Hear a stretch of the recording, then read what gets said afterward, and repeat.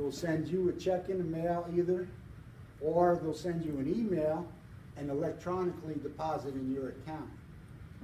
Now, there are quite a few counties in Florida that are doing this, and the great part is, 5 years ago, 6 years ago, you used to have to go to an auditorium, and the banks, and because they're the biggest purchasers, they take your 0.25% CD money, and they go down and they buy tax certificates with it. So the banks are the biggest purchasers. The room would be full with college students hired by the banks for the week, because it would last a week long, just in Pinellas County.